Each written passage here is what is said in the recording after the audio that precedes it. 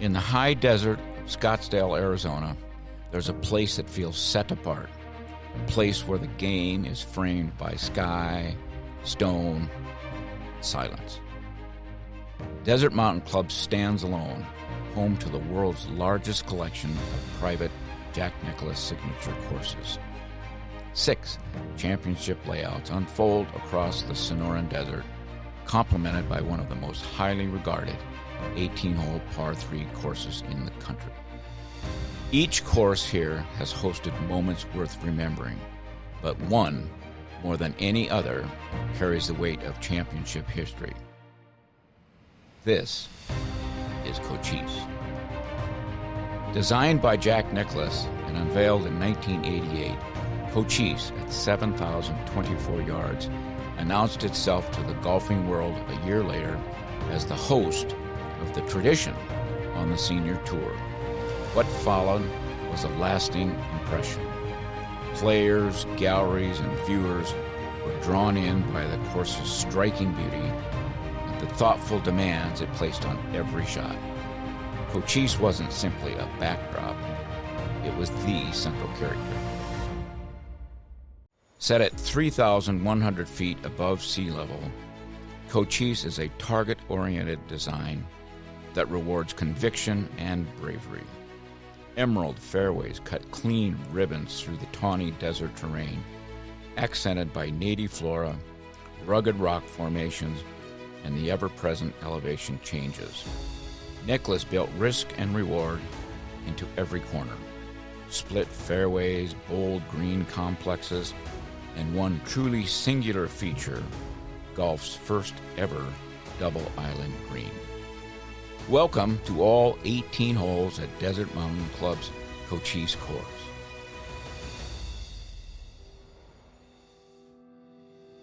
The first hole greets golfers with a friendly but firm handshake. From an elevated tee, you can see Pinnacle Peak in the distance as an aim point. The drive descends toward a split fairway divided by bunkers and a lone tree standing sentry some 100 yards short of the green. The left side offers comfort and space, but the right provides the preferred angle. Approaches drifting toward the back left hole location are often gathered by an unforgiving, deep greenside bunker, an early reminder that placement matters and the bunkers here are real hazards. At the second, the first of 5 par 3s, the green sits in a natural bowl, sloping gently from back to front. A trio of bunkers carved into the hillside short and right can obscure a back right flag. Keep the ball below the hole, and birdie is in play. Miss your spot, and the putt quickly becomes defensive. The third demands discipline. This strong par 4 of 475 yards bends subtly from left to right, and the correct play is clear. Find the left center with a power fade of about 300 to 325 yards. Drives missed right are often blocked by mature mesquite trees, complicating the approach. The long angled green plays tricks on depth perception. Putts may look uphill, but gravity always wins. During the tradition, this hole usually played the hardest of them all. The fourth is versatile by design. A par 5 for daily play, it is transformed into a par 4 for championship competition. Favor the right side off the tee, as a large, lengthy bunker guards the left. The 2-tiered green insists on precision. Being on the wrong level is costly. Missing long is acceptable. Missing short into the diagonal wash is not. It was here in 1991 that Jack Nicklaus poured in a 94-foot eagle putt on his way to defending his title, a moment that still echoes here at Desert Mountain.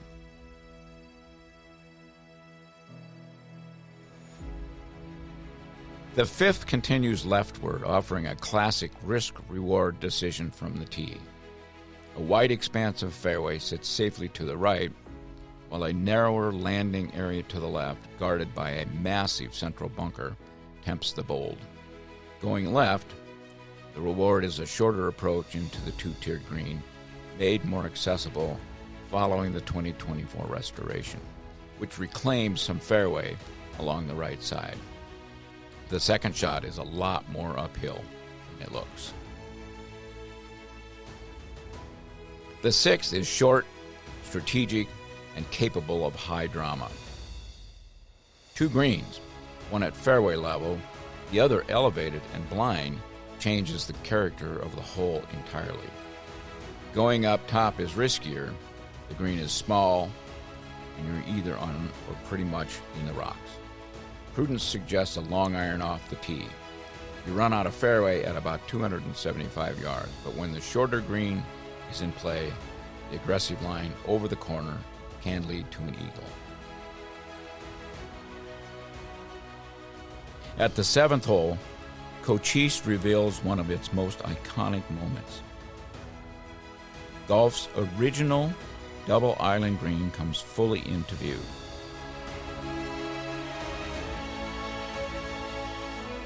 At 215 yards, this demanding par 3 calls for a confident strike over water to a massive putting surface framed by bunkers and stone. The prevailing wind is almost always a factor, and when you're into it, this hole can feel daunting, regardless of your club selection. And hold your emotion here. You'll get a chance to see this iconic hole again. Come back to it on the 15th.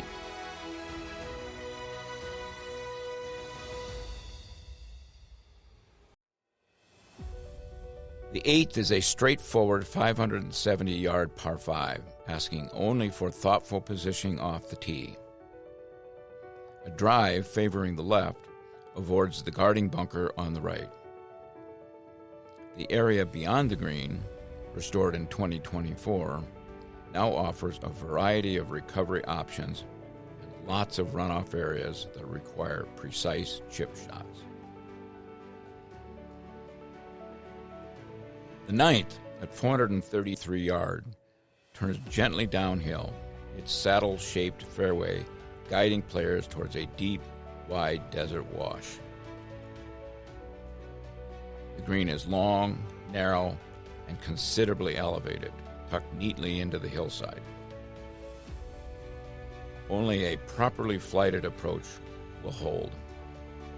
And behind it all, the iconic Cochise Geronimo clubhouse and distant peaks providing a lasting image regardless of the scorecard.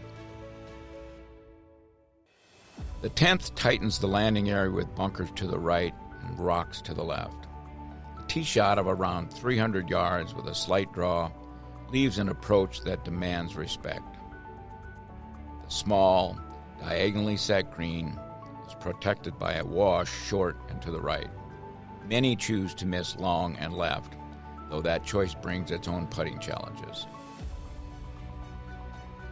The 11th, par 3, plays over rugged desert to a slender green angled sharply from front right to back left.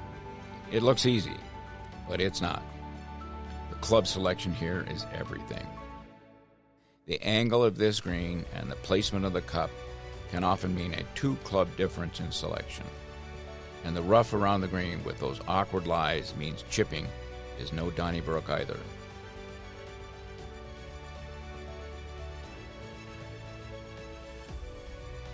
The 12th is forever linked to history here. Albeit uphill, this is a short par 5 by design. But it was here in 1996 that Nicklaus drove the ball 341 yards to the left center and then slam dunked an 8-iron in for a double eagle.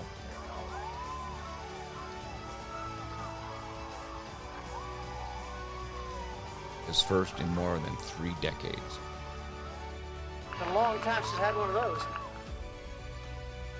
Today, it often plays as a stout par 4 for some golfers. Either way, the approach is uphill and must clear a wide wash scattered with desert islands and rocks the size of small cars, while a massive bunker guards the right side of the green. The 13th is pure theater. It's a breathtaking drop shot par 3 with 2 separate greens separated by 40 yards. The left green is smaller and more penal, demanding a full carry. The right offers more forgiveness with contours designed to gather a well-struck shot. Neither is easy, both are unforgettable, and so are the views. On a clear day, you can darn near see to California as you look west towards the city of Phoenix and the Camelback Mountains. At the 14th, Tom Lehman once called the tee shot the toughest one on the course. The fairway sits at a very awkward angle, flanked by bunkers left and a rising hillside on the right. The large bunkerless green is defended instead by gravity. Miss it to the right, and the ball can tumble 20 or 30 yards away, where you get to play the flop shot that you've been practicing. The 15th returns to the unforgettable double island green, this time from the other side as a par 5. Beauty and opportunity converge again. A well-placed drive opens the possibility of reaching in 2 with a 250-plus yard second shot. But this hole usually plays into the prevailing wind. Club selection, hole location all weigh heavily. Often discretion wins. A layup and a precise wedge shot over the water still makes a nice birdie.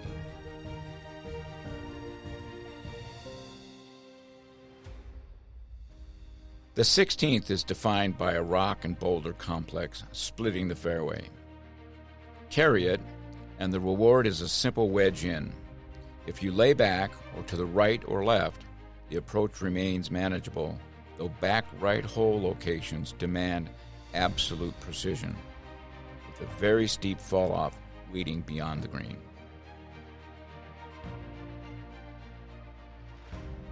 The 17th is a powerful uphill par 3. Its diagonal green narrowing at the center and divided into 3 distinct sections. The front left is the most inviting, but misses long or left bring trouble. Back right is a really challenging 3 over those bunkers. Recent restoration work softened this challenge slightly, introducing some helpful contours, but it's still a very tough shot.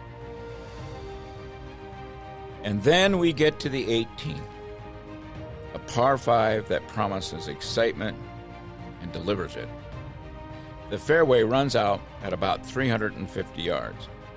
Eagles are there for the taking, but danger is never far away. Miss it short, and the wash awaits. Miss it long, and a difficult bunker shot to a green that slopes away from you becomes your final examination. As Nicklaus once said, that is a very, very difficult up and down. Looking ahead to the 2026 U.S. Amateur 4-Ball Championship, Cochise will once again step into the spotlight. And amid pristine conditions, thoughtful design, and the timeless beauty of the Sonoran Desert Mountains, Cochise will remind us why some places and some courses endure.